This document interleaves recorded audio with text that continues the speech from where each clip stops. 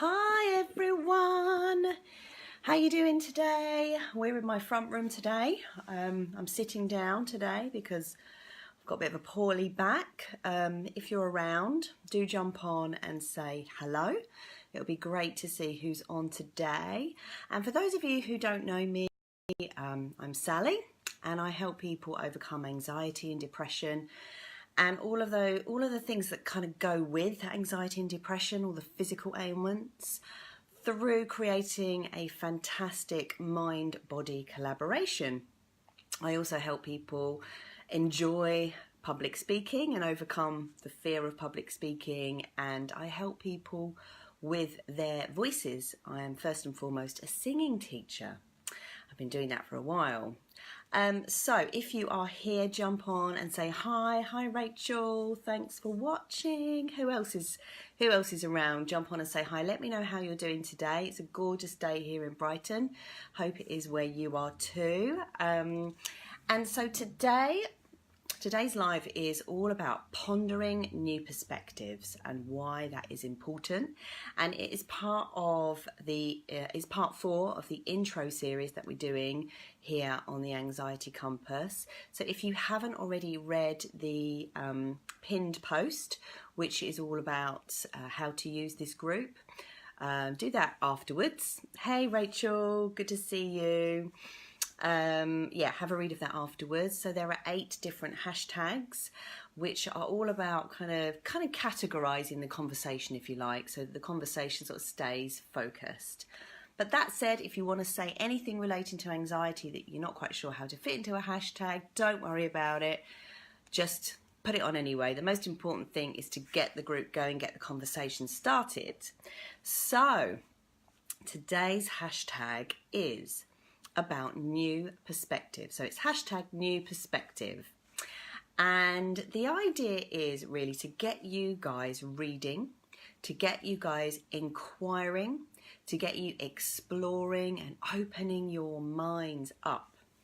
And because your minds are amazing and they can handle and they shift and they move and they morph. So it's good to read stuff and have that inquiring mind. So I'm just going to I just ate some nuts before I came on. They're lingering in my mouth. Sorry, probably too much information there.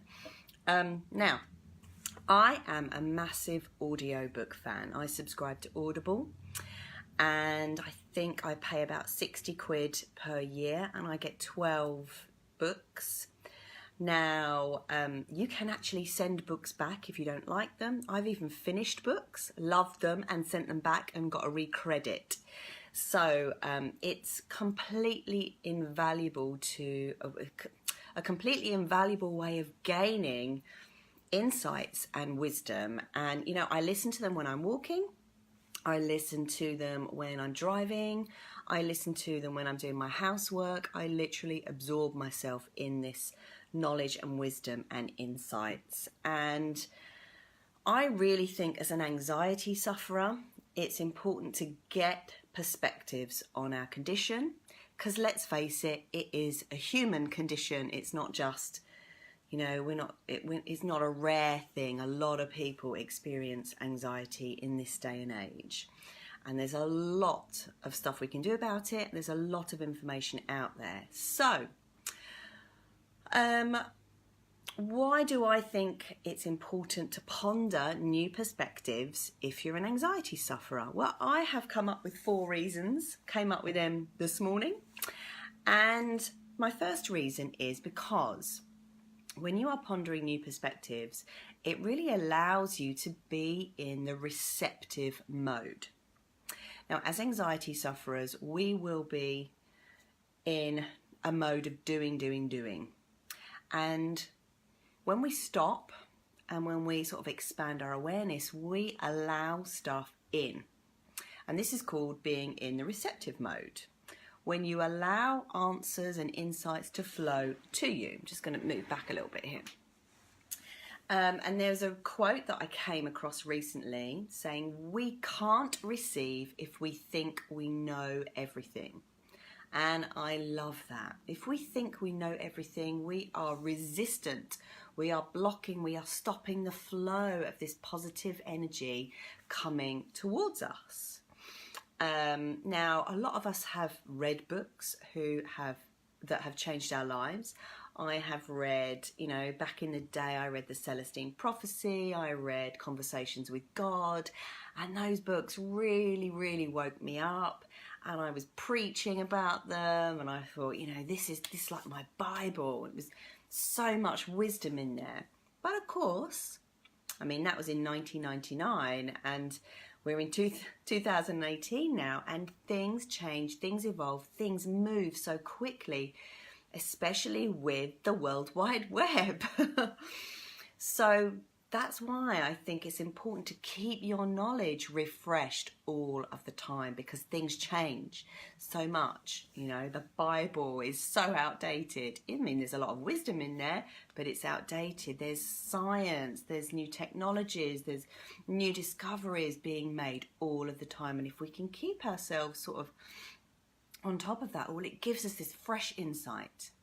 So when we are, okay, I'm just reading my notes here. When we are open to learning, this is about being open to learning, okay? We are in the receptive mode. We are allowing healing to take place when we're in that inspired mode. When we're inspired, we're joyful, we are enabling that transformation to take place. And, you know, inspiration is one of my core values because of that very, very fact. It enables transformation. And that's where we're going to get healing, and that's where we're going to get recovery, right? And give you a little example of mine. I have recently been suffering with sciatica. And it's an old problem that comes back, bites me in the bum from time to time, and I got a bit distressed about it, and I was like, I really need to figure out what is going on. And so I picked up a book. Where is it? I will show you. It's called Your Body Speaks Your Mind, because it's all about books. Your Body Speaks Your Mind, and in there are lists and lists and lists of ailments and the emotional. It's not really telling you what the emotional causes are, but it's questioning how you might have been in your life. And so sciatica is all about feeling emotionally unsupported. So I was like, oh, right, okay. Really, really digging around and questioning why I haven't felt like I've been able to ask for support, and where I've not been emotionally supporting myself. And it's all down to the fact that I have not been in the receptive mode. So allowing that in, I have sometimes been a bit unteachable because I am a teacher. We are used to imparting wisdom, but often the teacher needs just to step back and allow it in and just be held and almost, you know, be cradled and be nurtured. So that is what I am going through at the moment. I'm learning to let go. I am doing way, way, way less, which is absolutely wonderful. I can feel my body restoring. I can feel it regenerating. And this sciatica that I've been experiencing is definitely getting better. Today, I'm not on any painkillers, which is amazing. I've been on 4 grams of paracetamol a day, and just watching and feeling my body recovering is amazing. So I've been chatting a lot. Rachel, I know you're the only one watching at the moment. Thank you. If you've got any insights or wisdom, then please share, please share. You don't have to if you don't want to, but it's always good for it to be a two-way thing. Otherwise, yeah, I mean, I don't mind just chatting, obviously, but it's good for it to be a two-way thing. If you want to share anything, then let me know. Let me know if you subscribe to Audible, actually. And if you're into audiobooks, or if you're into reading, or what stops you from reading, what your blocks might be, that's always good to know. Maybe I can help you. Okay, so moving on to number 2. The reason why I think that pondering new perspectives is important for anxiety is because it enlivens your spirit. So, a lot of the time when we are reading stuff or listening to stuff, it's not new information, especially if we've been doing this for a long time. It's not new information, but it helps us to see the stuff that we do know very, very differently. And it's like, you know, when you go on Google Maps or Google Earth and you zoom out and you look at your house or the area that you grew up in or a place you went on holiday or someone that's really important to you, you look down at it from a bird's eye view. It's utterly fascinating. I don't know about you, but I find it so fascinating to see things from a broader perspective. Hey Rachel, what we said, hi, no, I don't have audiobooks. I do love reading when I had the chance since having a baby. Yeah, I get it. There's time restrictions. But if there's a way that you can weave it into your life, it's definitely worth considering, because it will help you massively. And also help your child as well, and help the relationship with your children. Anything that nourishes you is going to nourish your kids or whoever it is that you are around. So where was I? Enlivens the spirit. So it gives you a much wider, broader perspective on your issues, on your problems. It helps you to step back. It helps you to see things for what they are. When we are experiencing anxiety and depression, we are so self-focused. We are too caught up in our own minds, and we get a bit selfish and we get a bit self-indulgent. When we ponder new perspectives, it helps us to just take a step back, to breathe and see the wood for the trees. What else have I said here? Broadening your horizons creates more space in your mind. And that's what we're looking for ultimately, that headspace. And, you know, reading new things helps us to ignite that burning passion within us. And for me personally, when I'm feeling passionate, when I'm feeling inspired, I am way less anxious. Because it's transformational, it's a transformational energy. Remember, energy can neither be created nor destroyed, only transferred. So anxiety can be transferred into something else. And you literally do that through the power of your focus. It's about getting focused and choosing and deciding what your behaviors are going to be, and then following through on that. So, pondering new perspectives helps us to find connection to other people. So as we know, anxiety is basically a condition of loneliness, of feeling alone, of feeling unsupported, of feeling like we've got to do it all ourselves, of taking responsibility for things that are really not our responsibility to take. And also as well with anxiety, a lot of the time we feel like we don't belong. We feel like we're outcasts, we don't belong in the world, we don't belong in our communities. So what happens is when we read, when we digest other people's material, it helps us to understand other people, to understand their perspective, to understand that everybody goes through similar stuff. Who else is on? Merelda Rodriguez, hello and welcome to you. Say hi, let's know how you're doing. Right, where was I? I'm getting distracted by the little flicks on these Facebook Lives.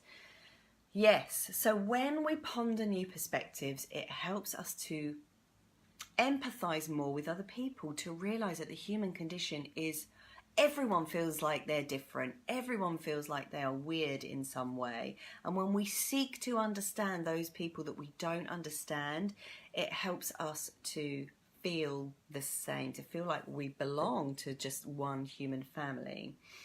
And one of the things I've been doing recently is, particularly with people who jar me, who make me feel like, ugh, like I don't like, or they irritate me, I have been trying to understand them better, especially with road rage. Oh my God.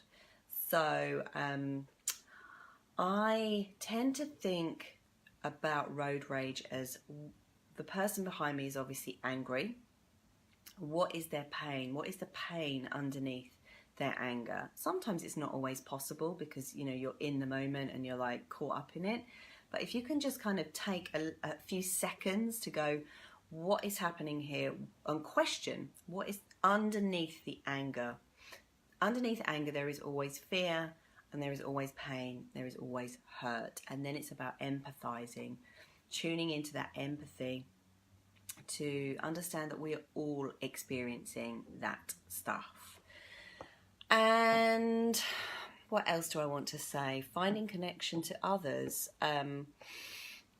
Yeah, you know, it's asking these questions. I recently read an article today, actually, this morning, and some of the questions were, you know, why do Muslims pray 5 times a day? And what, you know, digging around, why is it important to them? What do they get from it? What personal needs are being met of theirs? And when we seek to understand, when we ponder these perspectives, my God, it gives us such a deeper understanding of the human condition. And then that makes other people relatable. It makes life less scary. It makes other people less scary. When we're in social situations, we don't see people as different from us. We're not so concerned with ourselves. We're wondering about them a little bit more. So it really helps with social anxiety when you question rather than you're in your own head. Right, okay. Next one. My final point then, point 4. Excuse me. Pondering perspectives helps us to ask the right questions so that we can find the right answers. Okay. Now, pondering and contemplation are the highest form of activity. I read that somewhere. I think it was Dr. Wayne Dyer that said that. And often we think that because we're not doing anything when we contemplate or ponder, it's not really an activity. But actually it is. And it's the highest form of activity because it helps us to synthesize information. So information that we perhaps heard about over there, we can synthesize with something else. And the more we can synthesize, the more we change our brain, the more we can change the shape and the neural pathways of our brain to deepen this understanding, to deepen this connection with the human race, with the human condition. So it's all about questions, ask questions. Now, I don't mean necessarily question yourself, because that self leads to self-doubt, although self-inquiry is useful so long as you're not self-flagellating, that word again. Yes, so what is pondering? Pondering is wondering. Oh, I've been talking about this, sorry. Yeah, it's about asking questions, synthesizing. Now, I grew up with a very demanding father. He had huge expectations for himself. He is Sicilian, very, very demanding, and very powerful in his sort of asserting his power and dominance. And because children learn from their parents, you know, you literally pick up the behaviours. I learned to be very self-righteous, and it's only recently that I learned that it's not a cool way of being, actually. So I saw Nick Jankle in Croatia last year, and I was astounded by him. He has got 3 degrees from Cambridge in science-based degrees, and he became desperately depressed, desperately unhappy, and he decided, he was into the rave scene, and he decided that he was going to have an ayahuasca experience. He was going to try ayahuasca, and his mind was blown. He opened himself up to this stuff that couldn't be explained through science. And so through his questioning and through his research, he has kind of come up with this model of science and spirituality. And that was, I mean, he's amazing. Like, if you get the chance, Google him and watch some of his videos. He's done some TED Talks, and he did a talk at Inspiring Talks as well. Yeah, I just found his way of questioning very, very intriguing to me. Because actually, you know, have you heard of bio-individuality? We're all so individual, and what works for one person doesn't necessarily work for another person. So because we all have our own individual needs and requirements, rather than saying this is how it is, this is what works, this is what will kind of definitely work, it's all about investigation, inquiry. And there's a quote here: our mission in life should be to make a difference, not to prove that we are right. And that really, really helped me to understand, just come off my high horse, really. And what's the other one? Most people don't care how much you know until they know how much you care. And I think asking questions shows people how much you care. It takes the onus off you. And, you know, when I was working with musicians who had anxiety, I used to teach them, you know, it's not all about you. It's not about how brilliant your voice is or about how many notes you can sing in that bar. It's about your authenticity. It's about what feeling you are conveying when you sing or putting into your instrument. It's about your intention. How do you want your audience to feel? And then imbue that within your music. And it's the same with social anxiety or any kind of anxiety. It's like, how do you want the other person to feel? Take the onus off of you and switch it around. If you want them to feel love, if you want them to feel relaxed, then be relaxed, be calm, be supportive, be empathic, be interested in them. And then you will get that feedback back. They will love you for it, because quite frankly, that's all humans want, is to feel soothed, to feel significant, to feel important, to feel nourished, and to feel like they belong. And if you give that to others, then you'll get it back. So let me know if there are any authors that you love, if there are any perspectives that you love, any speakers that you love, because I want the Anxiety Compass to be a place where we can, like a pool of resources, where we can learn, where we can go to and dip in and out and find like a little library perhaps. So I'm just going to show you some books that I like, that I have read recently. This one is Breaking Addiction by Lance Dodds.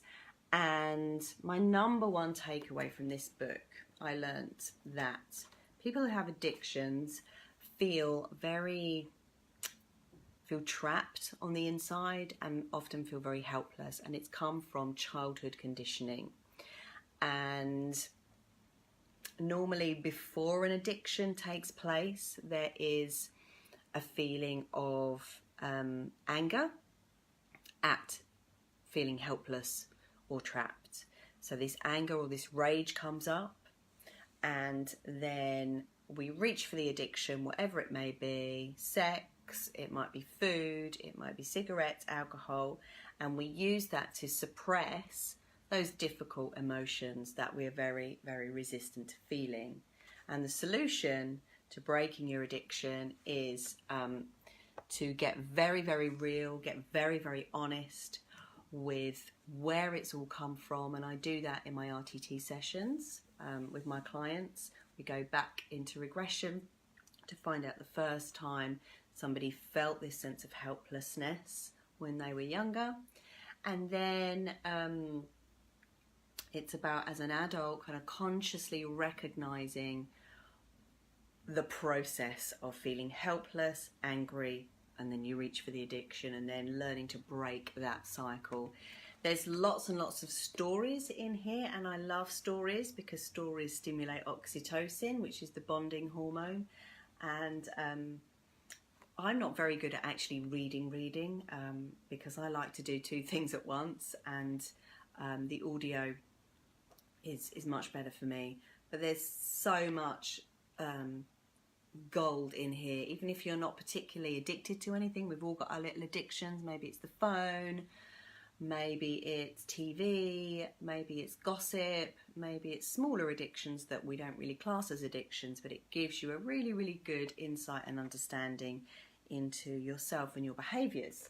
So that is that one. This one here I love. This is called Better Than Before by Gretchen Rubin, and she was a lawyer. She's very, very detail orientated, and I'm not particularly, but her level of detail is really quite impressive. And my number one takeaway from this book is really about the fact that habits are like our infrastructure, the infrastructure of our lives, our daily lives. So it's like everything that you do in your day has quite a big impact on the outcomes. So especially for things like anxiety, like we can unlearn anxiety through changing our habits. And this book really helped me to create new powerful habits consciously. I work with people in hypnosis, so I help to change their subconscious programming. But this is really good if you want to change it consciously. My biggest takeaway from this was about reward, and so don't reward yourself. Don't reward yourself with things like food or television. The change in habit itself should be the reward, like the feeling that you get from changing or breaking a bad habit and creating a good habit should be the reward, rather than something like a glass of wine or something unhealthy. So that is that, and the final one I'm going to show you is The State of Affairs. This is quite a controversial book, actually. This is written by Esther Perel, who is a relationship coach, and this is all about infidelity, which I know it hasn't really got much to do with anxiety, but it can create a lot of anxiety through lack of understanding. So like I said before, when we understand things, when we gain a perspective over it, it can actually release anxiety, because often not knowing creates anxiety. So my biggest, it's quite thick. There's lots and lots and lots of questions in this book, and talk about pondering new perspectives. This woman is pondering and positing and just going into lots and lots and lots of ideas around why infidelity is at epidemic proportions, what we can understand from it, and what we can do about it. So my biggest takeaway from this book was to understand, for me personally, the nature of jealousy, and why jealousy for me in my relationship was actually a very, very useful emotion. I'm going to leave it there. I'm not going to say anything else about that because that will be a whole other topic. So, those are 3 of my favourite books. I listen to audiobooks all the time. I've got loads and loads of stuff on the go at the moment. The one I've got on the moment is The Art of Asking by Amanda Palmer, because I am pondering what it means to be in the receptive mode, so to receive rather than to be constantly doing all the time. When we receive, we can heal. So I'd like to offer you a little challenge this week. My challenge to you is to ponder if you could fit in some audiobooks into your life. Maybe consider getting an Audible subscription. I would like you to share your new perspectives this week on the Anxiety Compass. If there's anything that you've read, if there's anything that's been inspiring you, do share it with the hashtag New Perspective, and let us know what your biggest takeaways are from your new perspective. It's always good to learn, to refresh, to absorb, and let us know what has inspired you from the book, and what have been your biggest, I've said that, your biggest takeaways, but have you managed to change any of your behaviours, or have you managed to change any of your habits, or have you noticed other people changing as a result of you changing? So, and also I would like to challenge you to give up being right and to be more open, more suggestible, and ask more questions. So I'm going to recap all of that. It's been a bit of a brain dump, but I'm going to recap all of that. So, where are we? The reason why pondering new perspectives is important is because, number one, it allows you to get into the receptive mode, and when you do, healing can take place. It enlivens the spirit, so it makes you feel passionate, inspired, and when you are, more healing can take place. It helps you to feel connected to other people through asking questions and through really understanding the human condition. And number four, it helps us, so when we are immersed in knowledge, it helps us to dig and ask questions so that we can find the right answers for you. And remember, it's all about individuality. Okay, so there's not necessarily anyway, the right way is this way and the wrong way is that way. You've got to figure it out for yourself. You've got to ponder. So my challenge to you is, see if you can fit audiobooks into your life. Maybe get an Audible subscription. Your first book is free anyway, so why not give it a go, and you can send it back if you don't like it and get recredited. Post in the group what your biggest inspiration has been from your new audiobook.